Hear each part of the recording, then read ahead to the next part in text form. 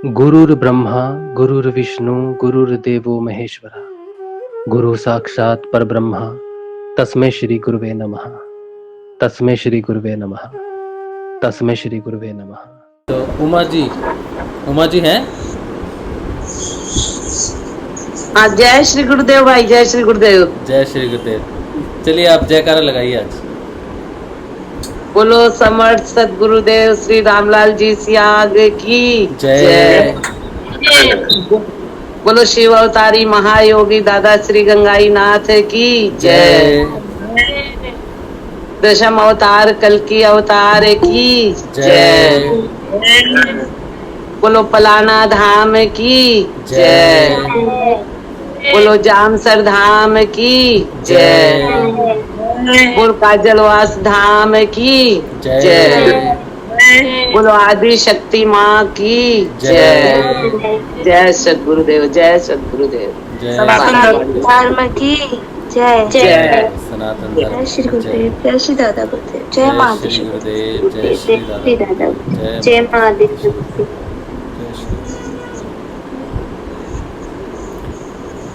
चलिए अब गुरुदेव जी के नाम का सत्संग, गुरु जी के सिद्ध योग का सत्संग हम लोग शुरू करते हैं। लेकिन सबसे पहले आज जो है, आज गुरुदेव जी का तिरोधान दिवस है। तिरोधान का मतलब है आज के दिन गुरुदेव ने अपनी देह का त्याग किया था, 5 जून 2017। तो तिथि के हिसाब से तो आज नहीं है, लेकिन डेट के हिसाब से, इंग्लिश कैलेंडर के हिसाब से अगर देखें तो आज गुरुदेव जी का तिरोधान दिवस है। आज गुरुदेव ने अपने शरीर को छोड़ के अपनी चेतना को पूर्ण रूप से पूरे ब्रह्मांड में फैला दिया। ब्रह्मलीन भी आप इसे कह सकते हैं। जैसे हम कहते हैं ना, बाबा श्री गंगाई नाथ जी ब्रह्मलीन है। ब्रह्मलीन का अर्थ क्या है कि जो ब्रह्म पूरे ब्रह्म स्वरूप में हो जाए। तो ये जितना भी चराचर है, ये जो पूरी सृष्टि है, ये ब्रह्म है। तो इस पूरे ब्रह्म में अपनी चेतना को फैला देना, ब्रह्मलीन। सबसे नीचे अगर देखेंगे, सबसे नीचे में जीव रहते हैं। हम जीव हैं, जीवात्मा कह लो, जीव कह लो, तो हम जीव सबसे नीचे रहते हैं। जीव से ऊपर की स्थिति होती है ईश्वर की। ईश्वर से ऊपर माया, माया से ऊपर ब्रह्म, और ब्रह्म से ऊपर पार ब्रह्म। तो गुरुदेव जो हैं, जब संसार का कल्याण करते हैं या फिर अपनी चेतना से अपने शिष्य को उठाते हैं, तो ब्रह्म के रूप में कार्य करते हैं। और जब चेतना को, शिष्य की चेतना को अपने में विलीन कर लेते हैं, तब पर ब्रह्म का स्वरूप लेते हैं, तब मोक्ष की स्थिति होती है। तो गुरुदेव ने 5 जून 2017 को अपनी देह को ब्रह्म में लीन किया, ताकि हम सब का परिवर्तन, जहाँ जहाँ भी कोई भी है, उसका परिवर्तन जो है, उसकी परिवर्तन में तीव्रता है। क्योंकि जब तक गुरु शरीर में रहता है, तो शरीर की कोई ना कोई सीमा जरूर रहती है। शरीर एक सीमित मैटर है, ठीक है। जागृत गुरुदेव का शरीर, जिसकी तस्वीर से भी ध्यान लग जाए, वो कितने उच्च कोटि का शरीर हो सकता है, इसकी कल्पना करनी भी हमारे पास ऐसी बुद्धि नहीं है। लेकिन शरीर की एक लिमिट रहती है। जैसे गुरुदेव ने, पता नहीं हमारे जैसे कितने ही ऐसे साधक हैं जिनके कई ऐसे गुण थे जो हम सहन नहीं कर सकते, जिनसे बीमारियां उत्पन्न होती हैं। वो सारी की सारी बीमारियां, कर्म कहाँ जाते हैं? वो गुरु अपने ऊपर लेता है। जब उसका शरीर होता है, तो सबसे पहले वो शरीर पर अपने शिष्यों की प्रॉब्लम्स को ले लेता है, सारी प्रॉब्लम्स को शरीर पे लेता है। इसलिए शरीर, गुरुदेव का शरीर इतना दिव्य है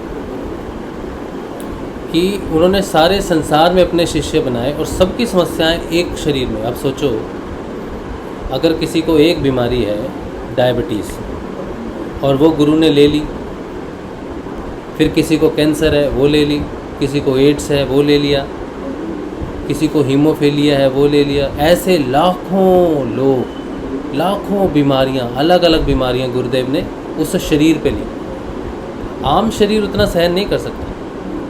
लेकिन 1990 के बाद जब श्री गुरुदेव ने दीक्षा देनी शुरू की तो वो दिव्य शरीर था जो इतने साल टिका। लोग कहते हैं आपके गुरुदेव जी तो व्हील चेयर पर बैठे हैं, वो दूसरों को क्या ठीक करेंगे। लेकिन वो ये नहीं जानते कि गुरु का शरीर, दिव्य शरीर जो होता है, उस शरीर पे सारी गुरुदेव ने जितने भी अपने शिष्यों की असुविधाएं थी, प्रॉब्लम्स थी, वो उस शरीर पे ली। वो दिव्य शरीर था, इसलिए इतने साल तक टिका। महाभारत में जिस रथ पे अर्जुन और श्री कृष्ण बैठे थे वो 18 दिन तक चला। 18 दिन तक उस शरीर उस रथ को कुछ भी नहीं हुआ। कर्ण जैसे महारथियों ने वार किया, द्रोणाचार्य जैसे महागुरुओं ने वार किया, भीष्म पितामह जैसे वीरों ने उस रथ पे प्रहार किया। अब इन योद्धाओं के सामने तो कोई टिक नहीं सकता, तो एक लकड़ी लोहे से बना हुआ रथ या जो भी उसमें सामान लगा था वो कैसे टिक सकता है। ये तो महारथियों के महारथी हैं, इनके एक बाण से तो समंदर सूख जाए, तो एक रथ की क्या औकात हो सकती है। अर्जुन के रथ ने जितने वार सहे शायद ही किसी ने सहे होंगे, लेकिन फिर भी रथ को कुछ नहीं हुआ, रथ को बदला नहीं। 18 दिन बाद जब रथ को छोड़ा तो भगवान ने अर्जुन से कहा कि बेटा पहले तू उतर।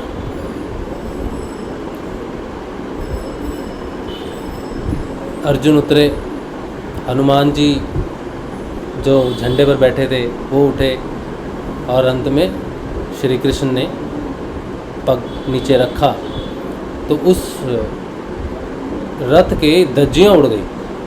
किसी ने कोई वार नहीं किया, कुछ नहीं किया, लेकिन उस रथ की धज्जियाँ उड़ गई। वो सारे के सारे वार कृष्ण, हनुमान जी और कृष्ण ने अपने ऊपर लिए, अर्जुन पे नहीं लिए।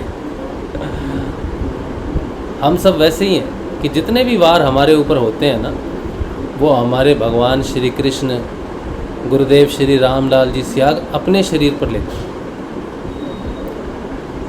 जो गुरु अपने शिष्यों की असुविधाओं को, प्रॉब्लम्स को, बीमारियों को, विपत्तियों को अपने ऊपर लेता है, सिर्फ उसी गुरु का मिशन आगे बढ़ता है। हर गुरु की एक लिमिट होती है कि इतने शिष्य बना के इनको तारना है, तो उतने ही दुख दर्द वो शरीर ले सकता है। लेकिन रामलाल जी सियाग ने ऐलान कर दिया कि छोड़ दिया मैंने मंत्र आकाश में। इसका मतलब है कि उनके शरीर की जो सीमा थी वो सारे संसार का दुख लेने की। सारे संसार के जो शिष्य हैं उनको अपनी तरफ खींचा कि तुम्हारे सारे दुख मैं ले लेता हूँ, मैंने अब ओपन कर दिया।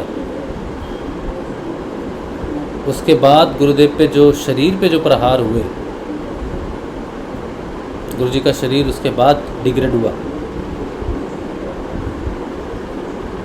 सारी दुनिया का तमस, रजस, सतव जो भी था, जो भी विपत्तियां थी, वो गुरुदेव ने अपने शरीर पे ली। ऐसा गुरु आज तक नहीं हुआ जिसने पूरे संसार के लिए शिष्यत्व का मार्ग खोल दिया हो। एकमात्र गुरुदेव रामलाल जी सियाग, ऐसा दिव्य शरीर, ऐसी दिव्य सत्ता उस भौतिक शरीर में आई। उस दिव्य शरीर को गुरुदेव ने 5 जून 2017 को पृथ्वी में, आकाश तत्व में, पंच तत्वों में विलीन कर दिया। वो कोई साधारण शरीर नहीं था। जहाँ पर वो शरीर विलीन हुआ वो पलाना धाम, वहाँ पर समाधि है गुरुदेव जी की। वो उस शरीर की जो मिट्टी है वो वहाँ पर फैली हुई है। वो कोई साधारण शरीर नहीं गुरुदेव जी का। और वहाँ पर जब कोई शिष्य जाता है, अपना माथा टेकता है, तो उसके कष्ट कैसे नहीं हरेंगे, उसके कष्ट कैसे नहीं दूर होंगे। इसीलिए देखो, लोग प्रश्न उठाते हैं कि गुरुदेव की समाधि नहीं होनी चाहिए। समाधि का अर्थ क्या है और समाधि क्यों नहीं होनी चाहिए? समाधि से आपत्ति क्या है? समाधि का नियम क्या है? किसने बनाया नियम? प्रेम के आगे, भक्ति के आगे सारे नियम झुक जाते हैं। समाधि का अर्थ है शक्तियों का समूह, एक जगह शक्ति पुंज का होना। ऐसे कितने ही वीर जिन्होंने अपने शरीर को अपने देश के लिए कुर्बान कर दिया, उनकी समाधियाँ बनती। जो अपने शरीर को अपनी माँ के लिए, अपनी धरती के लिए कुर्बान कर दे, जहाँ कुर्बान कर दे वहाँ पर समाधियाँ बनती। माँ पे निछावर जो हो जाता है ना, वो अमर हो जाता है, उसके नाम से समाधि बन जाती है। एक जगह पे प्रसंग आता है आज़ादी में कि हर वर्ष लगेंगे वीरों की समाधियों पर मेले, वीरों की समाधियाँ बनती हैं, संतों की समाधियाँ बनती हैं। उस दिव्य शरीर में जो शक्तियाँ होती हैं वो समाधि में रहती हैं। किसकी समाधि बनेगी, किसकी नहीं बनेगी, ये वो व्यक्ति कैसे डिसाइड करेगा जो अध्यात्म को जानता नहीं, उस परम सत्ता को जानता नहीं, शरीर की महिमा कोई नहीं जानता। इसीलिए हमें ये डिसाइड करने का अधिकार नहीं है कि क्या होना चाहिए, क्या नहीं होना चाहिए। हमारा कर्तव्य एक शिष्य का है कि गुरुदेव के कहीं चरण भी पड़ जाएं, चरण रज भी मिल जाए ना, तो वहाँ पर विशाल भव्य मंदिर बन जाना चाहिए। और पलाना धाम में तो गुरुदेव जी के पूरे शरीर की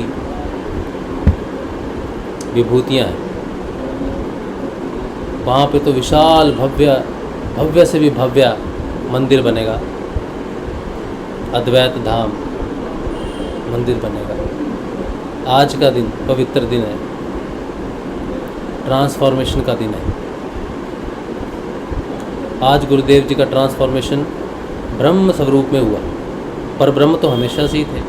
शिष्यों के लिए परब्रह्म रूप में धारणा, अपने आप को ब्रह्म स्वरूप में लय करना, ताकि जो शिष्य है वो जीव से उठ के, ईश्वर से उठ के, माया से उठ के ब्रह्म स्वरूप तक डायरेक्ट कनेक्ट हो जाए। और जो माया से उठ गया, ब्रह्म से कनेक्ट हो गया, फिर अगला स्टॉप उसका परब्रह्म ही है। और गुरुदेव परब्रह्म ही होते हैं। गुरुर् ब्रह्मा गुरुर्विष्णु गुरुर्देवो महेश्वरा, गुरु साक्षात परब्रह्म तस्मै श्री गुरुवे नमः। गुरु के शरीर की महिमा और शरीर छोड़ने के बाद चेतना की महिमा का गुणगान किया जाए तो असंख्य पेजों से भरा हुआ ग्रंथ लिख सकते हैं। इसीलिए किसी भी शिष्य के जीवन में उसे गुरु के देह का, गुरु के शरीर का, और कहाँ उसने देह त्याग किया, कहाँ उसने प्रवचन किया, कहाँ कहाँ उसने पग रखा, वो उसके लिए धाम है, तीर्थ धाम है। गुरु का पसीना भी कहीं गिर जाए तो शिष्य के लिए वही धाम है। तो पलाना धाम की तो बात ही कुछ और है। आज तो समझ में नहीं आएगी हमें ये बात, कई सालों बाद आएगी, शायद 100 साल लग जाएंगे, लेकिन समझ में आएगी बात, अच्छी तरह से समझ में आएगी। जब पूरी दुनिया ढूंढेगी ना उसको, कहाँ उसने अंतिम पग रखा, कहाँ उसका शरीर जो था विलय हुआ था, जब ढूंढेगी ना तब आएंगे लोग, तब समझेंगे।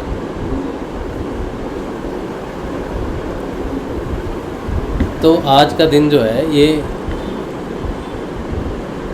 गुरुजी ने ज़्यादा कृपा हम पे बरसा दी, अपना देह त्याग करके अपने आप को हर जगह प्रस्तुत कर दिया। देह तो एक जगह थी, फिर समिष्ट चेतना में परिवर्तित किया अपने आप को, हर जगह कण कण में व्याप्त कर दिया।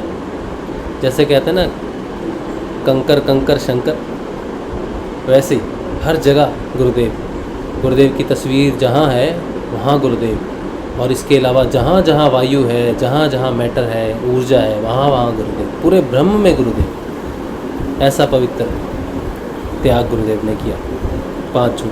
वरना वो शरीर तो लाखों वर्षों तक भी रहता तो कोई आँच नहीं आती उस पर, लेकिन सारी जगत की नेगेटिविटी उस शरीर ने एब्जॉर्ब कर ली। इतना महान शरीर गुरुदेव का शरीर। और उस शरीर का विलय हुआ फलाना धाम में।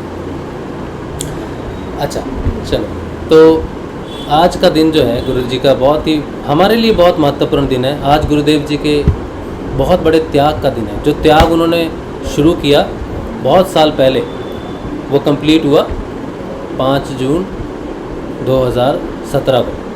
लोग बहुत कुछ बोलते हैं गुरुदेव जी के शरीर के बारे में, लेकिन उनको ज्ञान नहीं है, अज्ञानता है, अंधकार है, इसलिए जानते नहीं गुरु की महिमा को। अच्छा चलिए, अब जो है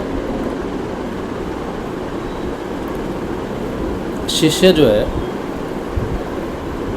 गुरु जो है ये एक वट वृक्ष की तरह है, बहुत बड़ा है, जिसके अंदर बहुत सारे शिष्य आते हैं। लेकिन एक शिष्य का जब वट वृक्ष बनने का समय आ जाता है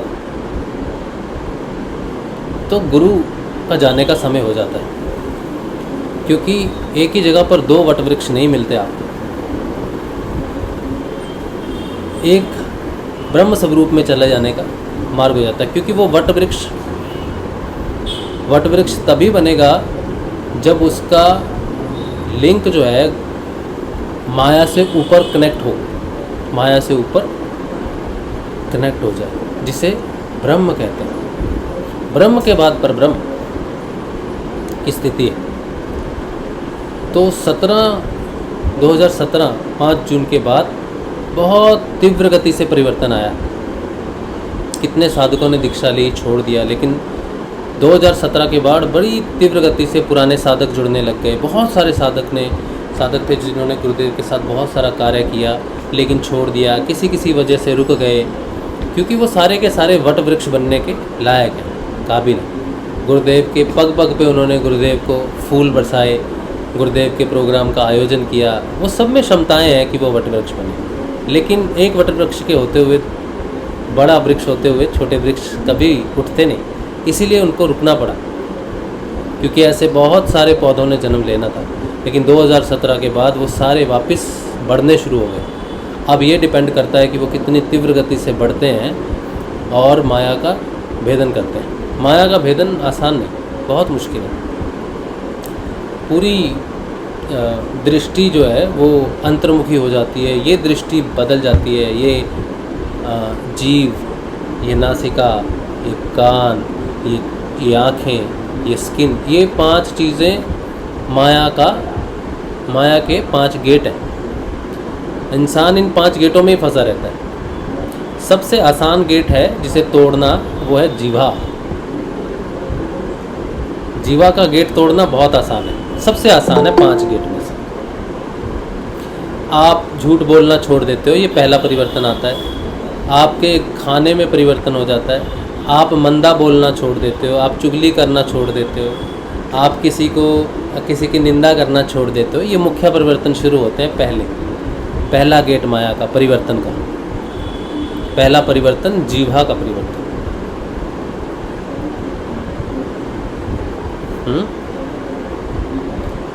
फिर नासिका है ना, इसके ऊपर ना कान है नासिका है, क्योंकि नासिका यहाँ है, लेकिन छिद्र उसका थोड़ा कंठ के ऊपर में रहता है। कर्ण का भी वही है, आँखों का भी वही है तो सारा गले में मिलते हैं सारे, लेकिन टंकी के हिसाब से देखा जाए first level, second level, third level, तो first level, second level, third level, first, second, third, fourth, fifth. Touch हालांकि नीचे है, लेकिन स्किन तो व्याप्त है। टच का बाद में होना, बाद में चाहिए, मेरे ख्याल से बाद में होना चाहिए, जहाँ तक मैं समझाऊँ। तो पहले परिवर्तन आता है जीवा का। बहुत मुश्किल है, बड़े साल लग जाते हैं। सारे परिवर्तन एक साथ ही घटित होते हैं। ऐसा तो नहीं है कि पहले जीवा का पूरा परिवर्तन होगा, फिर नासिका का होगा, फिर कानों का होगा, फिर आँखों का हो गया। ऐसा तो नहीं है, 5 एक साथ ही होते हैं, लेकिन पहला परिवर्तन कंप्लीट होना चाहिए जीवा का। टेस्ट, वाणी और भी बहुत सारी चीज़ें। फिर नासिका है लालच, सुगंध, खिंचाव, खिंचाव किसकी तरफ है, लगाव किसकी तरफ है, आसक्तियाँ, इच्छाएं। क्योंकि नासिका ऊपर है इसीलिए जीभ को कंट्रोल भी करती है। मैं बैठा हूँ, मुझे नहीं पता उधर क्या पकवान बन रहा है, खुशबू पहले आती जीवा को बाद में मिलता है, पहले खुशबू, आहा क्या बन रहा है तो नासिका ऊपर है, पहले ग्रहण नासिका करती है। उससे भी ऊपर कान। आज घर में शाम को 56 भोग बनेंगे, ये कानों ने सुना, ना नासिका को ना जीभ को अभी कुछ प्राप्त नहीं हुआ, कानों ने लेकिन सुन लिया है हाँ, आज खाली रहना, आज सुबह कुछ नहीं खाना, दोपहर को कुछ नहीं खाना, क्योंकि रात को आज बनने वाला है। तो ये इन्फॉर्मेशन इनको मिल गई। तो ये परिवर्तन जो है ये माया के परिवर्तन है। इन्हें बहुत समय लगता है, धीरे धीरे आते हैं। ये सीढ़ियाँ हैं तो पास पास, लेकिन यहाँ तक पहुँचने के लिए पहले आपको मन, ये विशुद्धि, ये सारी परीक्षाएं हैं, 5 परीक्षाएं कह लो, 5 गेट कह लो, कुछ भी कह लो, ये सारा परिवर्तन जो है ये माया है। यहाँ माया है, नीचे जीव है।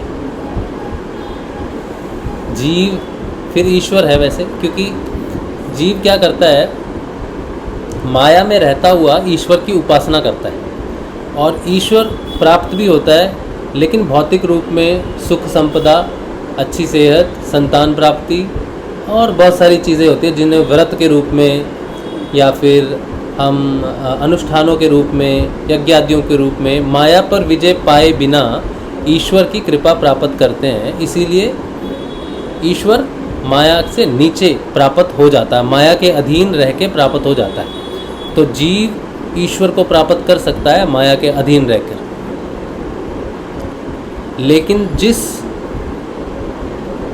जीव को गुरु की कृपा प्राप्त हो जाए ईश्वर की इच्छा से, माया के नीचे जो ईश्वर है ना, अगर वो प्रसन्न हो जाए, उसकी आराधना करें कि हे ईश्वर मुझे मार्ग दिखा, मुझे सद्गुरु मिला दे, तो वही ईश्वर उस जीव को परब्रह्म की प्राप्ति के रूप में गुरु प्राप्त देते हैं। सबसे ऊपर परब्रह्म, उसकी प्राप्ति ईश्वर की कृपा से हो जाती है जीव को। फिर उसको बाईपास करना है ईश्वर को, बाहरी पूजाएं, अनुष्ठान, व्रत, ये सब ईश्वर को प्रसन्न करने के लिए। लेकिन जिस ईश्वर ने प्रसन्न होकर गुरु दे दिया, तो ईश्वर का वो लेवल जो है वो जीव के लिए हट गया। लेकिन वो छोड़ता नहीं ईश्वर को, क्योंकि उसकी आस्था है। हमारे परिवार से जुड़ी हुई बहुत सारी ऐसे अनुष्ठान हैं, त्यौहार हैं, व्रत हैं, जिनको मनाने के लिए हमें बड़ा अच्छा लगता है। सजाते हैं घर को, मेले होते हैं, त्यौहार होते हैं, आनंद होता है, मिठाइयाँ खाते हैं, बहुत सारी चीज़ें होती हैं। तो बड़ी आनंददायक सिचुएशन होती है त्योहारों की। तो ईश्वर को छोड़ नहीं सकते।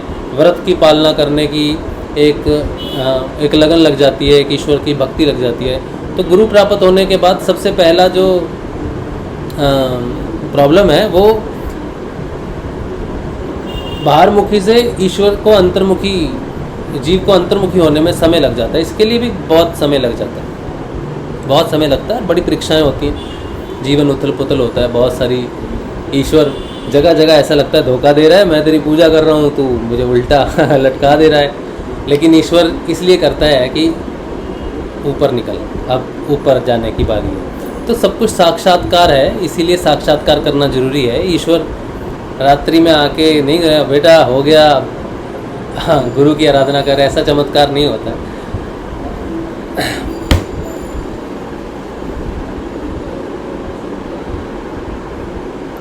अच्छा तो ईश्वर की आराधना के बाद फिर आता है माया। ईश्वर जब बाईपास कर दिया, ईश्वर से ऊपर उठने लग गए, तब आती है माया।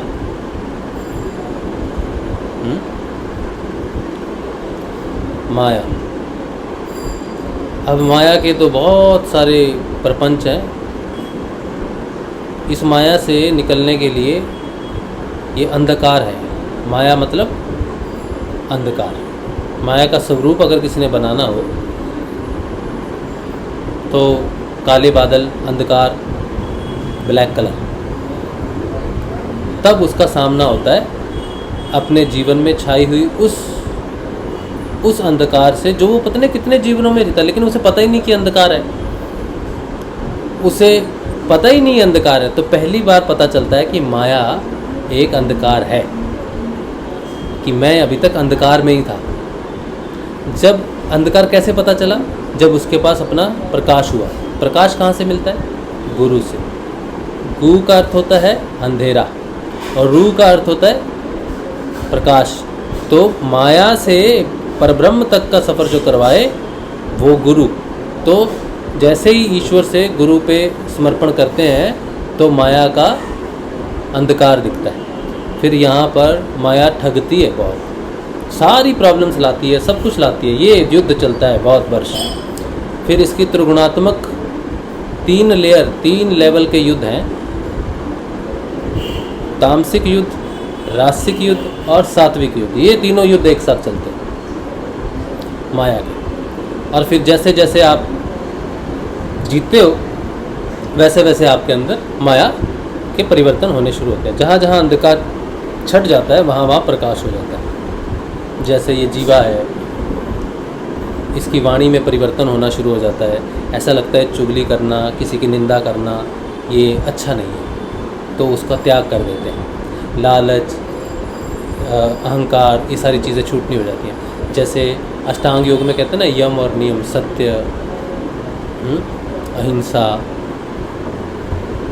अस्तय, वो सारी चीज़ें आती हैं। ब्रह्मचर्या, फिर नियम में आता है स्वाध्याय, आता है शौच, आता है वो सारी चीज़ें, तप आता है, ईश्वर प्रणिधान आता है, संतोष आता है।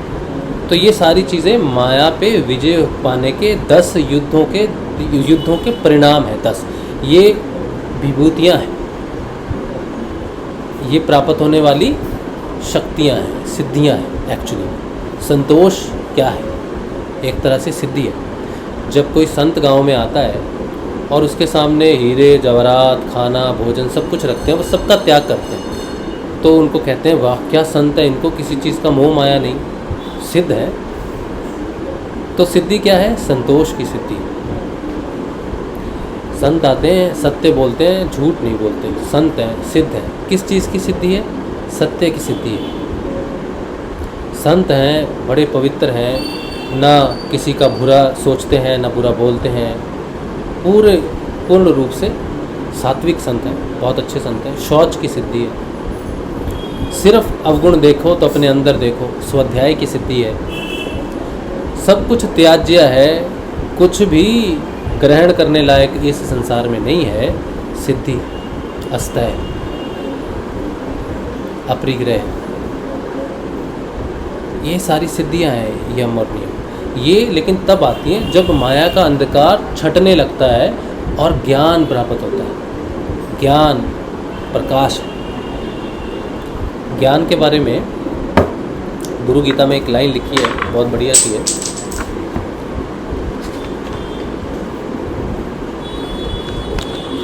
कहते हैं यह आत्म प्रेरणा और आत्म बोध गुरु कृपा से होता है। इस जीवन क्षेत्र की प्रथम विभूति कहा गया है, इसे जीवन की प्रथम विभूति कहा गया है। जो इसे पाते हैं अभ्युदय के द्वार खोलते और परम लक्ष्य की दिशा में अग्रसर होते हैं। अब दिशा में कोई अग्रसर तो तब होगा जब उसे दिशा दिखेगी। जब अंधकार है, पता ही नहीं है किधर जाना, तो आदमी भटकता है, इस जन्म से उस जन्म, उस जन्म से इस जन्म, पता ही नहीं है, दिख नहीं रहा। लेकिन जैसे ही गुरु का प्रकाश होता है, आत्मबोध होना शुरू होता है, आत्मा का बोध होना शुरू होता है। आत्मा का प्रकाश ही ज्ञान है, आत्मज्ञान है। वहाँ से फिर ये सारी विभूतियाँ प्राप्त होनी शुरू होती हैं। तो पहली गुरु कृपा ज्ञान के रूप में होती है, ज्ञान प्राप्त होता है। ये सारी चीज़ें जब साधक के रास्ते में आती हैं, माया के रास्ते में आती हैं, तो साक्षात्कार होता है। मैं जागृत हूँ, मुझे पता है कि मुझे ये फल खाना है, ये भोजन नहीं खाना है, ये स्त्री मेरी बहन है, ये स्त्री मेरी माँ है, ये स्त्री मेरी पत्नी है, ये पराई स्त्री है, या ये मैं जागृत अवस्था में जानता हूँ। मेरा कॉन्शियस लेवल पे जानता हूँ। लेकिन माया पहले तो यहीं पर ही अटैक करती है, फिर वो सब कॉन्शियस में जब आप निद्रा में होते हो, तब वो लेके जाती है आपको गुफा में, जिसे कहते हैं अंध गुफा। अंध गुफा क्यों कहते हैं? क्योंकि वहाँ पर आपकी जागृति नहीं है। वैसे तो ये दुनिया ही अंध गुफा है, लेकिन क्योंकि आपके पास फिर भी सोच समझ है तो इसे अंधकार कह दिया। लेकिन स्वप्न में जब माया लेके जाती है तो वो एक तरह की अंध गुफा है, हालांकि वो सिर्फ स्वप्न की नहीं है, वो आपके जीवन में है जहाँ पर आपका प्रकाश नहीं हुआ। तो जहाँ पे प्रकाश नहीं हुआ वो अंधकार हो गया, अंध गुफा का नाम दे दिया। तो जब हम जाग रहे हैं, आज हम अभी ये बात हम सुन रहे हैं, तो ये ज्ञान है कि प्रकाश है, ये हमें पता है क्योंकि हम इस समय सोए नहीं हुए। लेकिन जैसे हम सोएंगे तो हमें स्वप्न आएगा। स्वप्न हमारे अधीन नहीं है। स्वप्न में हम बहुत कुछ देखते हैं, स्वप्न में हम बहुत करते भी बहुत कुछ हैं कि हमने ये कर लिया, पहाड़ चढ़ लिया, ये कर दिया, वो कर दिया, इसको देख लिया। तो स्वप्न पे हमारा अधिकार नहीं है, तो स्वप्न अंधकार में है। तो जीवन में जहाँ जहाँ अंधकार है वो स्वप्न में प्रकट होना शुरू हो जाता है, क्योंकि उसके पास और कोई रास्ता नहीं है। जागृत समय में तो आपको गुरु ने ज्ञान दे दिया, आप समझ गए कि ये गलत है, ये सही है। लेकिन अंधकार अभी डीपर कॉन्शियस में रहता है। ऊपर वाले कॉन्शियस में हो गया जागृति में, लेकिन डीपर कॉन्शियस में अंधकार है। तो स्वप्न उसकी प्रथम अवस्था है। तो स्वप्न में भी वो सारी लालसाएं जीव की हो गई, किसी की निंदा हो गई, ये सारी चीज़ें सूक्ष्म रूप से भी रहती हैं। स्वप्न में भी जब तक आप जागृत ना हो जाओ तब तक भौतिक जागृति, बाहर की जागृति कोई खास मायने नहीं रखती। तो जब आप अपने जीवन की उस अंधकार से गुजरते हो जहाँ पर प्रकाश नहीं है, अंध गुफाओं से गुजरते हो, तो वो सारी चीज़ें आप पर आती हैं जो आपने दबा दी। इसीलिए कहते हैं कि किसी चीज़ को दबाओ मत। आसक्ति जो है वो कहीं भी प्रकट हो सकती है, उसका बीज जब तक नहीं शांत होता तब तक वो कहीं से भी प्रकट हो जाती है। आपने देखा है कई बार प्रकृति की कृपा ऐसी होती है कि पत्थर के ऊपर भी पौधा उग जाता है। पत्थर है उसके ऊपर जरा सी कहीं मिट्टी विट्टी होगी, वो वहाँ से भी उग जाती हैं। हालांकि उसके लिए तो जड़ें चाहिए, उसको नीचे नरम धरती चाहिए, लेकिन वो वहाँ भी उग जाती है। तो इसी तरह से हमारी आसक्तियों के बीज हैं जो किसी भी अवस्था में उग के हमें गिरा सकते हैं। लेकिन गुरु का जो ज्ञान है वो सिर्फ बाहरी नहीं होता, आंतरिक भी होता है और सूक्ष्म लेवल पे भी आता है। तो जो गुरु के प्रति समर्पित होते हैं, गुरु के प्रति श्रद्धा विश्वास रखते हैं, गुरु को हर रूप में पूजते हैं, कण कण में पूजते हैं, जहाँ जहाँ उसने पग धरा वहाँ पूजते हैं, गुरु का मान सम्मान करते हैं। जहाँ गुरु का मेला लग जाए वहीं मगन हो जाते हैं, कोई भेद नहीं करते। बस जैसे हनुमान जी राम के नाम में कहीं भी लय हो जाते हैं, वैसे ही गुरु भक्त को भी गुरु के नाम में कहीं भी लय हो जाना चाहिए। गोरखनाथ जी ने भी यही सिखाया है। ऐसा साधक जो अपने गुरु के नाम से कहीं भी लय हो जाए, कोई भेद ना करे, उस साधक को हर जगह प्रकाश ही प्रकाश मिलता है। वो स्वप्न से भी आगे जाता है, स्वप्न में भी उसकी जागृति और उसकी होल्डिंग हो जाती है। वो जानता है कि वो स्वप्न देख रहा है और उसको क्या चीज़ परेशान कर रही है। इसमें बहुत समय लगता है। पहले डर आता है, लालसाएं आती हैं, भय आता है, क्रोध आता है और अंत में काम आता है। क्रोध जो है ये एक ऐसा दुश्मन है जो जागृत अवस्था में सबसे भयंकर है। इससे बड़ा कोई दुश्मन नहीं है, ये इसका साम्राज्य है। जागृत अवस्था क्रोध का साम्राज्य है, ये सबसे बड़ा दुश्मन है साधक का। लेकिन सुषुप्त अवस्था में क्रोध कुछ नहीं करता। सुषुप्त अवस्था में सबसे बड़ा दुश्मन काम है। वहाँ पर उसका मुकाबला कोई नहीं कर सकता। तो इनका अपना अपना रियान है, अपना अपना राज्य है और साधक को वो सारी चीज़ें पार करनी पड़ती हैं। तो काम जो है ये भौतिक रूप में, बाहरी रूप में इतना कष्टकारी नहीं है जितना सूक्ष्म रूप में ज़्यादा है। जैसे ही कोई भी आपकी चेतना किसी भी प्रकार से ऊपर उठने की कोशिश करेगी, ऊपर उठने का मतलब है चेतना में गहरा जाना। तो चेतना का सबसे गहरा स्वरूप जो है जहाँ पर समाधि घटित हो उससे पहले का जो है वो है आज्ञा चक्र। चेतना कॉन्शियसनेस का डीपर लेवल है आज्ञा चक्र। तो क्रोध जागृत तक रहेगा, लेकिन काम वासना डीपर लेवल्स तक जाती है। डीपर लेवल के कई लेवल हैं आगे जाके। तो Ajna chakra is the last deepest level for the maya. माया यहाँ पर जाके ख़त्म हो जाती है। तो क्योंकि काम माया का ही स्वरूप है, इसलिए उसका डीपर लेवल आज्ञा चक्र के खुलने से पहले तक का। तो जब साधक बाहर सारे परिवर्तन लाता है, क्रोध पे, इन सारी चीज़ों पे, अपनी जुबान पे, खाने पे, श्रवण क्या करना है, किसका श्रवण करना है। देखो, जीवन में सत्संग का प्रकट हो जाना श्रवण से जुड़ा हुआ है।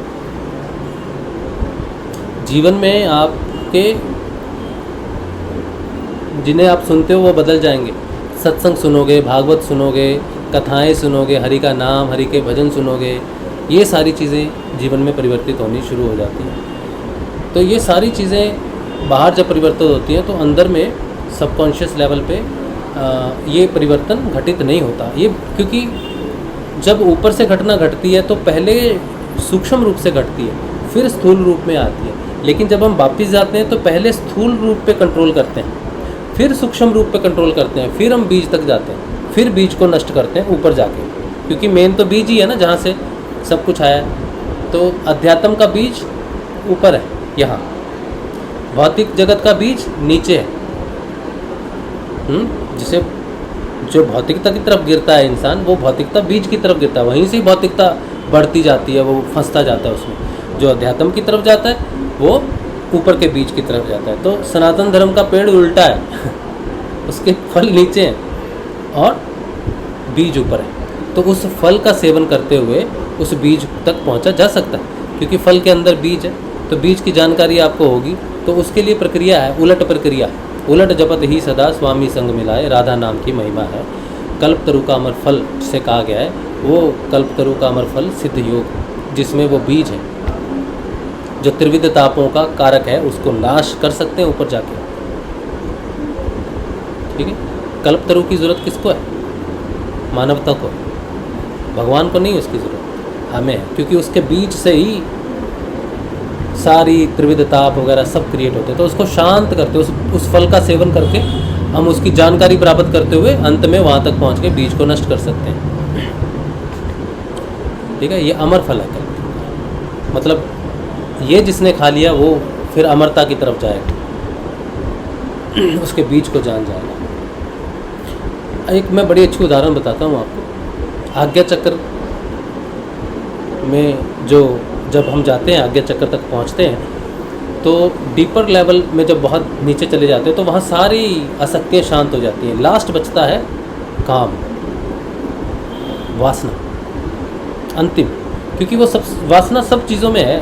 क्रोध में भी वासना है, अहंकार में भी है, स्वाद में भी है, नासिका में भी है, कर्ण में भी है और आँखों में भी है। तो वासना सब जगह फैली हुई है, लेकिन उसका मूलभूत रूप आज्ञा चक्र के ठीक खुलने से पहले घनीभूत रूप है। अंधकार ही अंधकार है। वहाँ पर जागृत अवस्था में पहुँचना नामुमकिन है। आप वहाँ पे पहले सुषुप्त अवस्था में जाओगे, जब जागृत होते रहोगे तब ध्यान के माध्यम से भी वहाँ जा सकते हैं। ध्यान आज्ञा चक्र पर ही लगता है, तो आज्ञा चक्र पे अगर लग गया ध्यान प्रकाश में तो नीचे देख सकते हैं कि नीचे क्या है। लेकिन उससे पहले साधक को योग निद्रा में, तंद्रा में, साधारण जीवन में, भौतिक रूप में इन सारी चीज़ों का सामना करता है। उसके पास उसका ज्ञान नहीं है कि ये कहाँ से आ रही है, क्यों आ रही है, जानकारी हासिल नहीं होती।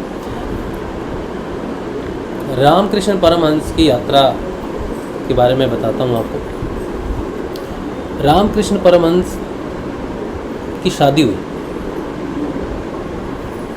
अब शादी ग्रस्त जीवन में हुई तो स्त्री और पुरुष के बीच के संबंध होते हैं, जिससे उनका भौतिक संसार आगे चलता है।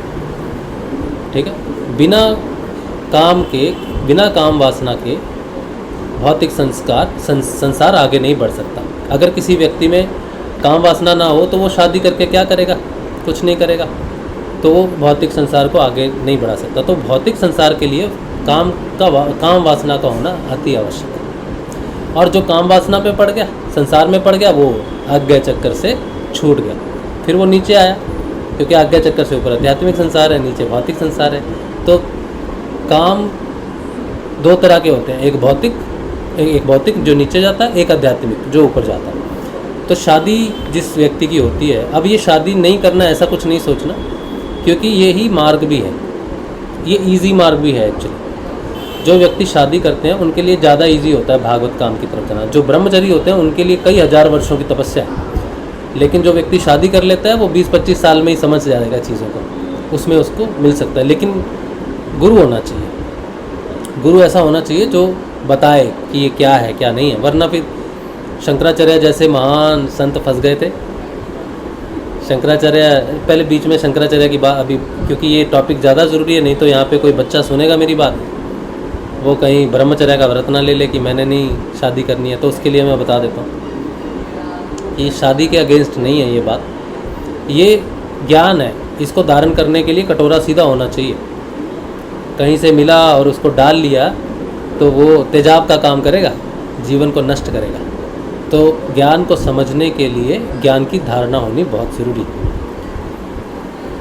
शंकराचार्य अद्वैतवाद पे सूत्र देते थे, बहुत जगह पे उनके ज्ञान प्रसंग होते थे, ज्ञान युद्ध कह लो चाहे, या ज्ञान वार्तालाप होती थी। एक जगह पे एक पंडित जी से उनकी वार्तालाप शुरू होगी। पंडित जी को बहुत समय लगा, कई दिन लगे, लेकिन पराजित हो गए।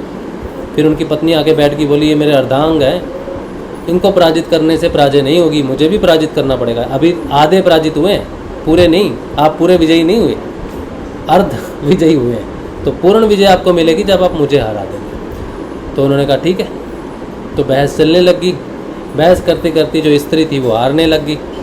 अब जब वो पूर्ण रूप से हारने लगी तो उसने कह दिया, उसने काम, शारीरिक काम के ऊपर में प्रश्न पूछ लिया कि इसके बारे में बताओ। तो शंकराचार्य जब बोलने लगे तो उन्होंने कहा आपका अपना प्रैक्टिकल एक्सपीरियंस क्या है? आपकी तो शादी हुई नहीं, आप तो ब्रह्मचर्य में हो, आप काम के ऊपर में कैसे प्रवचन दे सकते हो? तो शंकराचार्य फंस गए, बोले हाँ कोई प्रैक्टिकल एक्सपीरियंस तो मेरा नहीं है। तो उन्होंने अपने शिष्य को, उन्होंने कहा ठीक है, 1 महीने के बाद हम फिर से इस वार्तालाप को शुरू करेंगे, आप मुझे 1 महीने का समय दीजिए। 1 महीने तक शंकराचार्य ने अपने शिष्य को कहा कि मैं अपना शरीर छोड़कर अपनी चेतना के साथ दूसरे शरीर में प्रवेश करूंगा, अपना काम करके आऊँगा। तब तक तुम ये ख्याल रखना कि इस शरीर को किसी भी प्रकार से कोई नष्ट ना कर सके। अगर ये शरीर नष्ट हो गया तो फिर मुश्किल हो जाएगी। तो तुम्हारा काम है इस शरीर की रक्षा करना, किसी भी कीमत पे छुपा के रखना। शंकराचार्य ने अपना शरीर छोड़ा तो पास में एक राजा थे जिनकी सर्प के काटने से मृत्यु हो गई। शंकराचार्य के लिए बिल्कुल सही देह थी प्रवेश करने के लिए, तो उन्होंने उस राजा की देह में प्रवेश किया। जब राजा की देह में प्रवेश किया तो वहाँ के जो मंत्रीगण थे बड़े समझदार थे, समझ गए कि ये तो वो राजा नहीं है, इसका व्यवहार तो अलग है। लेकिन उन्हें इस बात का डर था कि अगर पड़ोसी राज्य को ये पता चल गया कि हमारा राजा मर गया तो आक्रमण कर देगा और हमें लूट लेगा। तो उससे अच्छा है राजा जीवित होना चाहिए, कोई भी है क्या फ़र्क पड़ता है, राजा होना चाहिए। तो उन्होंने आदेश दे दिया कि आसपास किसी की मृत देह मिले तो तत्काल उसे नष्ट कर दो। सिपाही चल पड़े नष्ट करने के लिए। देखो इधर शंकराचार्य राजा की देह में आए, उनकी जो रानियाँ थी उनके साथ संसारिक व्यवहार में रहे, पति पत्नी के व्यवहार में रहे, और 1 महीने तक उन्होंने उस काम की वासना जो है, जगत वासना जो है, उसको जाना कि ये किस तरह से प्रहार करती है, कैसे क्या चीज़ है, पूरा विज्ञान उसका समझ लिया। और फिर राजा की देह को छोड़कर वापस अपनी देह में प्रवेश किया और 1 महीने बाद वापस उसी स्त्री के साथ वही ज्ञान, बहस जो कह लो, सत्संग कह लो, कुछ भी कह लो, ज्ञान वार्तालाप, ज्ञान चर्चा शुरू की। यहाँ पर उन्होंने अपने सारे जवाब दिए और कहा कि एक्सपीरियंस प्रैक्टिकल से बोल रहा हूँ, ऐसी बात है। तब वो स्त्री पराजित हुई। तो बात ये है कि जब हम कोई बात करते हैं ना तो हमें उसका प्रैक्टिकल एक्सपीरियंस होना ज़रूरी है। जब हम त्याग की बात करते हैं तो हमारे पास वो चीज़ होनी चाहिए। कोई व्यक्ति धन का त्याग तब कर सकता है जब उसके पास धन है, कोई व्यक्ति गुस्से का त्याग तब कर सकता है जब उसके पास गुस्सा है, कोई व्यक्ति काम का त्याग तब कर सकता है जब उसके पास काम है। हाँ अच्छा, चलो, ये इसलिए मैंने कहा कि शादी से मुंह नहीं मोड़ना, शादी सबको करनी चाहिए। इसके बिना रास्ता खुलेगा नहीं, ज्ञान होगा नहीं। ठीक है, अच्छा, तो रामकृष्ण परमहंस के जीवन में एक घटना मैं आपको बताता हूँ जो आज्ञा चक्र की घटना मुझे लगती है, और आज्ञा चक्र में प्रवेश करने की आखिरी अंतिम द्वार की घटना मुझे वो लगती है। रामकृष्ण परमहंस माँ काली के परम भक्त थे, माँ मानते थे, लेकिन माँ को सिर्फ काली के रूप में देखना, दुर्गा के रूप में हम करते हैं ना, दुर्गा सप्तशती है, गुरु माँ हमारी हैं, हम उन्हें माँ के स्वरूप में देखते हैं। और शेरावाली माँ है, लक्ष्मी माँ है, सरस्वती माँ है, इनको हम माँ के रूप में देखते हैं। लेकिन ये जब हम इन्हें माँ के रूप में देखते हैं तो वो माँ के रूप में प्रतिष्ठित है, हम ये जानते हैं। आज्ञा चक्र इस लिमिट को तोड़ देता है। आज्ञा चक्र आपके सामने प्रस्तुत करता है। जब आप आज्ञा चक्र पर जाते हो तो काम आपके ऊपर प्रभावी होता है। स्वप्न में, ध्यान में तो आप अगर ध्यान में चले गए तो ध्यान आज्ञा चक्र के ऊपर की अवस्था है। ये कार्य माया करती है जहाँ तक उसका साम्राज्य है। तो निद्रा के डीपर कॉन्शियस में ये कार्य चलता है। जब कोई व्यक्ति ऊपर ऊपर से है तो माया का प्रभाव पड़ता रहता है उसको, स्वप्न में वो कई गुल खिलाता है। लेकिन एक साधक डीपर कॉन्शियस तक जब जाता है, जब वो समाधि में प्रवेश करने वाला है योग निद्रा के माध्यम से, तब अंतिम प्रहार उसके ऊपर माया का होता है। तब वो योग शक्ति, योग माया, महामाया, माँ कुंडलिनी अपना स्वरूप धरती है, स्त्री के रूप में स्वरूप धरती है। अब साधक जब उस स्त्री को देखता है, उसकी बातों को सुनता है, तो उसके साथ एक संबंध वो माया जोड़ती है। उस साधक के साथ अपना एक संबंध जोड़ने की कोशिश करती है। अब साधक की जागृति पे डिपेंड करता है कि वो उस डीपर कॉन्शियस में कितना जागृत है। स्वप्न खत्म होने के बाद भी वो किस भाव में रहता है, कितनी देर तक रहता है, उसके स्वप्न में रहता है। स्वप्न भी कई दिनों तक चलता है, वो सब चीज़ें चलती हैं। तो कितनी देर उस भाव में फंसा रहता है, ये बहुत डिपेंड करता है। वो उसकी साधना पे पता चलता है कि स्वप्न टूटते ही वो जान गया कि माँ ने प्रहार किया था, आज माँ ने आज परीक्षा ली थी। लेकिन ये परीक्षाएँ सिर्फ समझने से होती नहीं है, एक्चुअली इनका प्रैक्टिकल बहुत ज़रूरी है। ऐसा ही प्रैक्टिकल किया था रामकृष्ण परमहंस ने।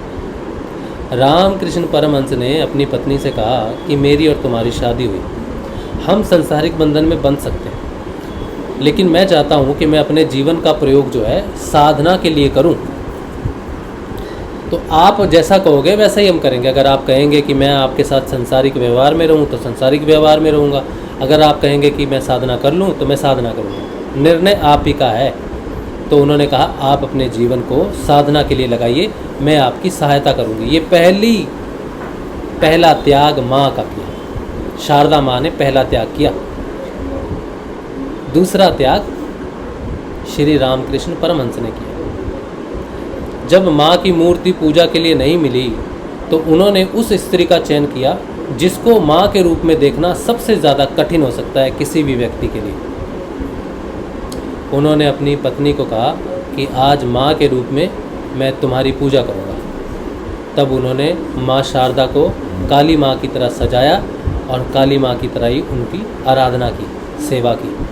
ये वो स्तर है चेतना का जो आज्ञा चक्र को पूर्ण रूप से जागृत करने के लिए महत्वपूर्ण योगदान है या महत्वपूर्ण स्थान है। यहाँ पर उन्होंने अपनी कामना को, अपनी काम वासना को पूर्ण रूप से त्याग कर दिया। इस सृष्टि में जो शक्ति है, जो प्रकृति है, और उस प्रकृति से, त्रिगुणात्मक प्रकृति से कई तरह की चीज़ें प्रकट हुई। स्वाद प्रकट हुआ, श्रवण प्रकट हुआ, टच प्रकट हुआ, भाव प्रकट हुए, लालसाएं प्रकट हुई। ये सब शक्ति के स्वरूप। इन सब का त्याग करते करते करते अंतिम त्याग उस सृष्टि को, उस सृष्टि की क्रिएशन को माँ के रूप में धारण करना, चेतना का, संसारिक चेतना का अंतिम स्तर। इसीलिए जो व्यक्ति आज्ञा चक्र की तरफ बढ़ता है उसकी काम वासनाएं बहुत तेज हो जाती हैं, तीव्र हो जाती हैं। तो उन्होंने अपनी पत्नी को ही माँ के रूप में ध्यान किया, पूजा।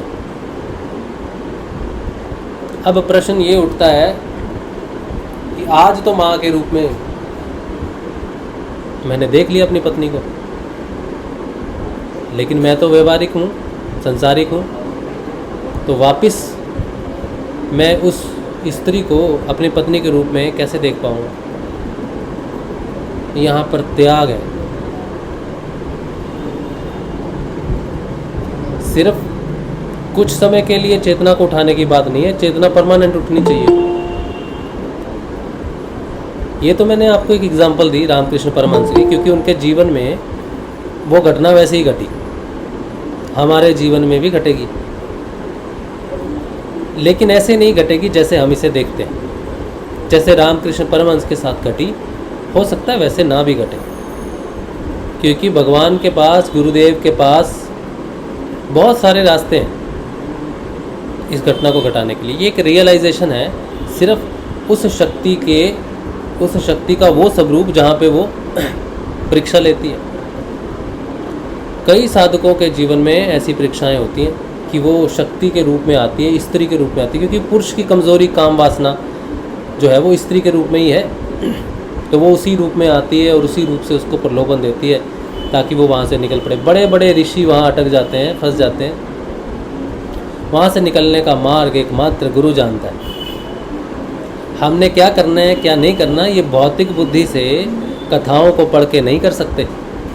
रामकृष्ण परमहंस की कथा जो मैंने आपको बताई, इस कथा को पढ़ के इस कथा को धारण करने का सामर्थ्य हमारे में नहीं है, क्योंकि त्याग दोनों तरफ से हुआ। हो सकता है हमारे जीवन में त्याग एक तरफा हो, तो वो एक तरफा त्याग तो चलेगा नहीं। इसीलिए आपको शादी के लिए मैं प्रोत्साहन इसलिए देता हूँ कि जो बच्चे हैं, जो सुनेंगे, आप इस बात को इस रूप में मत लेना, क्योंकि रास्ते बहुत अलग अलग रास्ते होते हैं। गुरुदेव हमारे खुद गृहस्थ जीवन में थे, प्रवृत्ति मार्ग। गुरुदेव ने कहा है मैं गृहस्थी हूँ, मैं प्रवृत्ति मार्ग का हूँ, फिर भी गुरुदेव सहस्रार के मालिक हैं।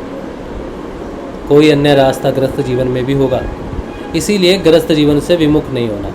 जो काम वासना की बात है वो गृहस्थ जीवन में रह के इस जीवन में, गृहस्थ जीवन में छूटी तो बहुत बड़ी बात है। अगर गृहस्थ जीवन से मुंह मोड़ लिया तो शंकराचार्य वाला हाल हो जाएगा कि प्रैक्टिकल एक्सपीरियंस है नहीं तुमको, फिर भागोगे। वो तो शंकराचार्य थे, एक शरीर को छोड़ के दूसरे शरीर में चले गए, महान योगी थे। हमारी अवस्थाएं वैसी कुछ है नहीं। हाँ, हम अपने घर को छेड़ के दूसरे के घर में रहने चले जाएंगे ना, बिना बताए कि हम आपके पापा जी हैं तो हमें लात मार के निकाल देंगे, कहाँ से आए तुम। किसी के शरीर में जाने की बात तो बहुत बड़ी बात है। तो जीवन में कथा कहानियाँ हमें प्रोत्साहन देती है, मार्गदर्शन ज्ञान देती है, लेकिन धारणा साक्षात्कार का विषय है। जब हम सुनते हैं ना, अनुभूतियाँ सुनते हैं तो बड़े प्रसन्न होते हैं। सुनने से कोई लाभ नहीं, उनको गुजरना पड़ता है उस चीज़ से। एक बार एक गुरु बहन ने मुझसे पूछा था कि वो 65 साल के हैं, तब हमने ऐसी कुछ बात की थी। 65 साल में वैसे ही काम वासना शांत हो जाती है, एक समय के बाद काम वासना शांत हो जाती है। तो उन्होंने कहा हम त्याग क्या करें, त्याग करने लायक तो होने चाहिए। जिसके जीवन में जो वस्तु हो उसका त्याग करे तब उसको त्याग माना जाता है। जिसके जीवन में जो वस्तु ना हो वो त्याग कहाँ से। तो पहले चीज़ों का आपको ज्ञान होना चाहिए, किसी चीज़ से मुंह नहीं मोड़ सकते। मैंने कहा कि मैंने नॉनवेज खाना छोड़ दिया, ठीक है, ये मैंने इसलिए नहीं छोड़ दिया कि मैं नहीं खाता था, वेज हूँ वही, मैंने तो छोड़ दिया। लेकिन मैंने खाया है, मैं उसका टेस्ट भी जानता हूँ, मैं उसकी सुगंध भी जानता हूँ, लेकिन उसके बाद भी मैंने त्याग किया है और वो त्याग घटित हुआ है। और मैं ये जानता था कि वो त्याग सिर्फ दिखावे का नहीं हो सकता, उससे साधना में कोई फ़र्क नहीं पड़ेगा, उल्टा उलझ जाऊंगा। त्याग तो आना चाहिए। उसकी जगह, उस मांसाहार की जगह शाकाहारी भोजन नहीं ले सकता। शाकाहारी भोजन मांसाहारी भोजन को रिप्लेस नहीं कर सकता। रिप्लेसमेंट नहीं है कि मैंने ये भोजन छोड़ दिया, ये शुरू कर दिया उसकी जगह। हाँ, ये नहीं कह रहा मैं, वो कभी नहीं हो सकता। मांसाहार की जगह शाकाहार नहीं ले सकता। शाकाहार शाकाहार है, मांसाहार मांसाहार है। लेकिन मांसाहार की जगह कुछ और ले सकती है, वहाँ कुछ और प्रकट हो सकता है। मांसाहार का त्याग किया तो उसमें संतुष्टि हो जानी चाहिए। किसी भी चीज़ का त्याग कोई दूसरी जगह नहीं लेती। संतुष्टि, संतोष प्रेम, केयर, ये चीज़ें हैं जो स्थान लेती हैं। एक माँ जब खाना खाती है ना, पहले खाना खाती है, जब उसकी शादी होती है ना, खाना खाती है अपना मस्त। जब उसके घर में बेटा या बेटी पैदा हो जाते हैं तो माँ पहले उसे खाना खिलाती है, फिर खाती है, त्याग करती है।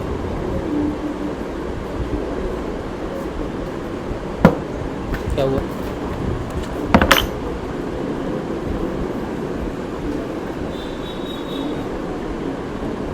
अच्छा, तो ये बात है।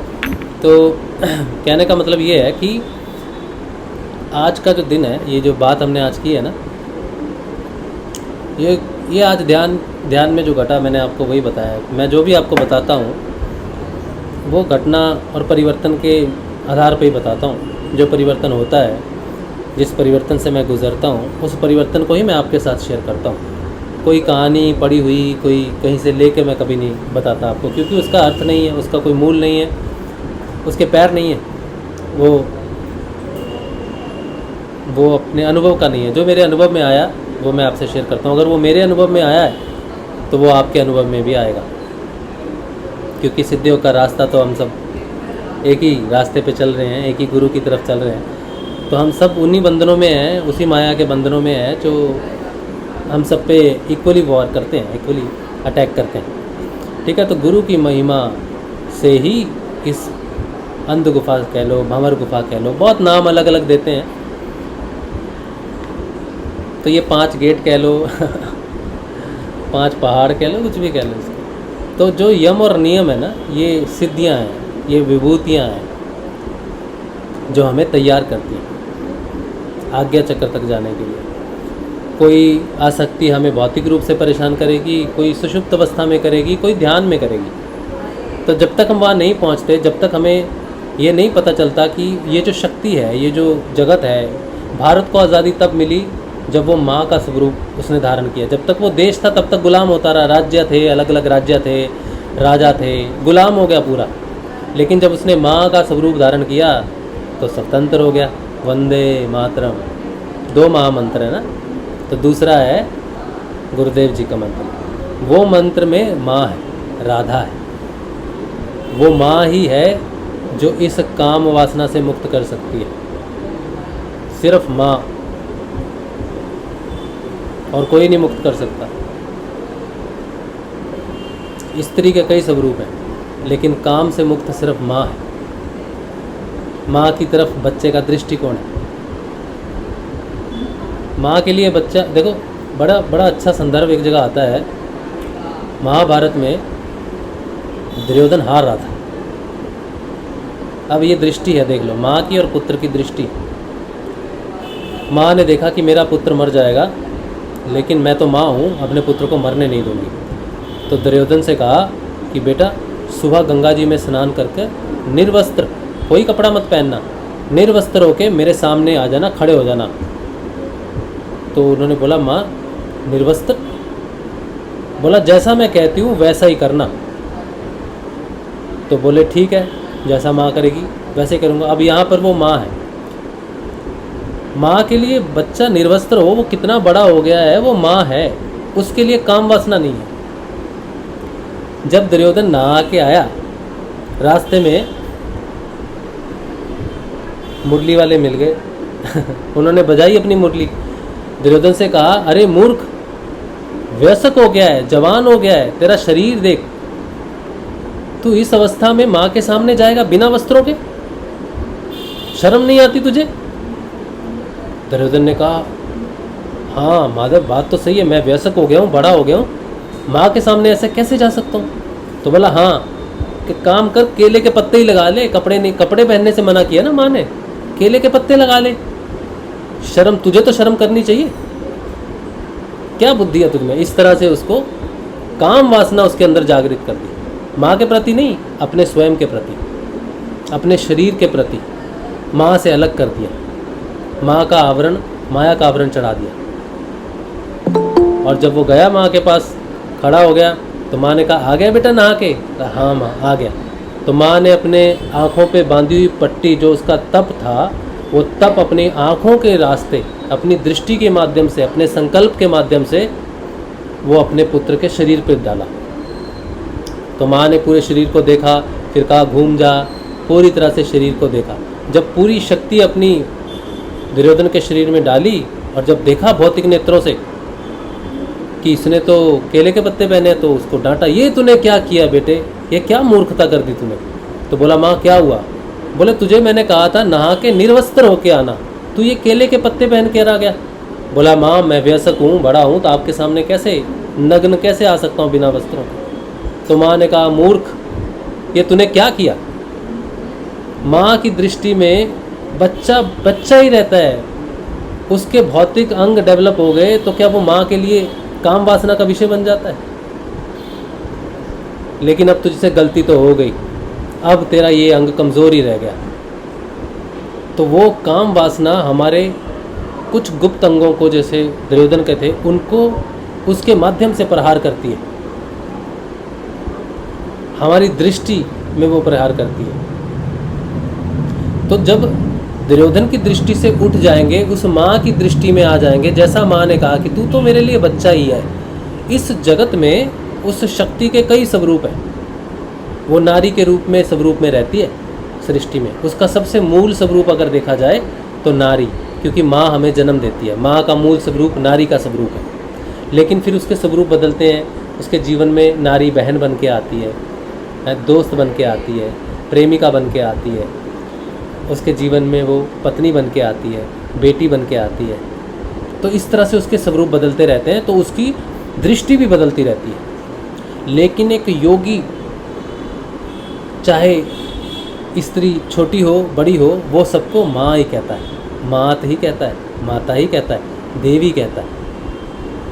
ये दृष्टि आज्ञा चक्र के ऊपर माया के बाहर की दृष्टि है, औरतों के सम्मान की दृष्टि है। जिस साधक की दृष्टि में औरत की दृष्टि माँ की दृष्टि हो जाए, और ये दिखावे की बात नहीं है, माँ की दृष्टि, औरत को माँ की दृष्टि से देखने के लिए बहुत तपश्चर्या चाहिए, बहुत त्याग चाहिए।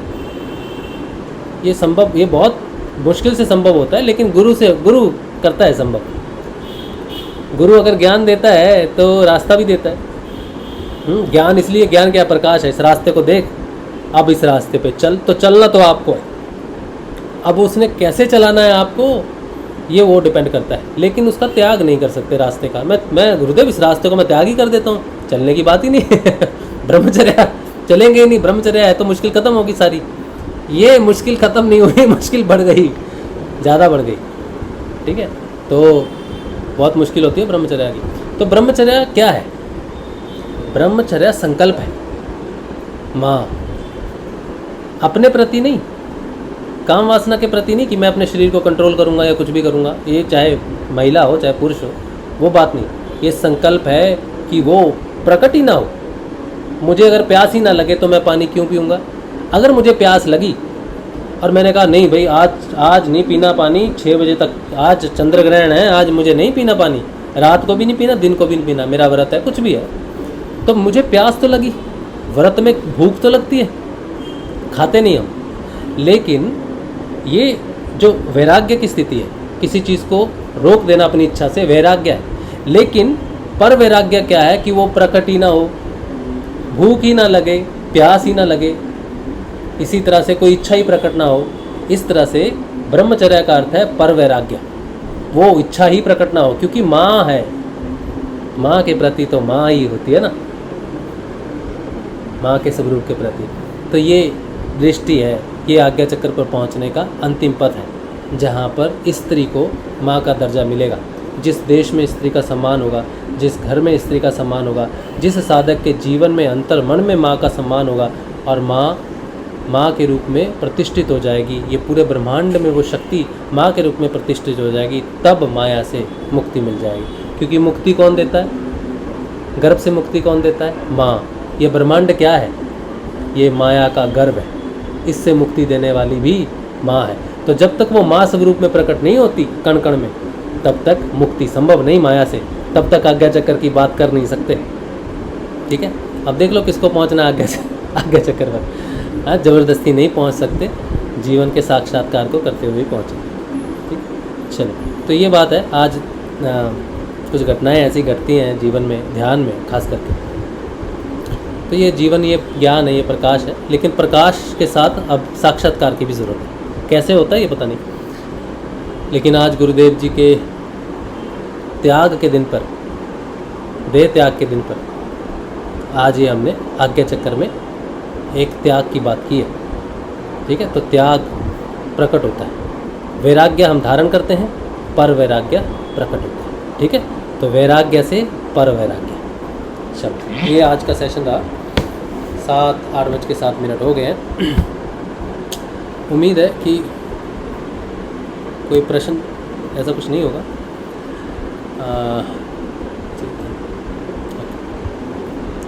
यूट्यूब पे श्री गुरुदेव, आज मेरे मन का क्वेश्चन का आंसर आया। सो आप तो आप ही हैं, गुरुदेव तो गुरुदेव ही हैं। बहुत अच्छी बात है दिनेश, आपको आपके प्रश्न का उत्तर मिला। तो यही है बस, और कुछ नहीं है।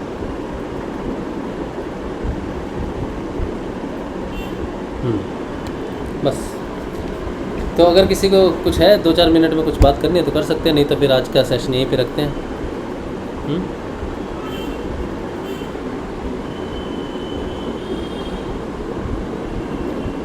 ठीक है, चलो, तो फिर कल मिलेंगे हम लोग सुबह के ध्यान में, सुबह 6:30 बजे। जय श्री गुरुदेव, जय श्री दादा गुरुदेव। जय श्री गुरुदेव, जय श्री दादा गुरुदेव, जय श्री जय श्री आदिशक्ति, जय श्री जय श्री गुरुदेव, जय श्री गुरुदेव, जय श्री गुरुदेव, जय श्री दादा गुरुदेव, जय श्री गुरुदेव, जय श्री दादा जय श्री गुरुदेव। गुरुदेव, जय श्री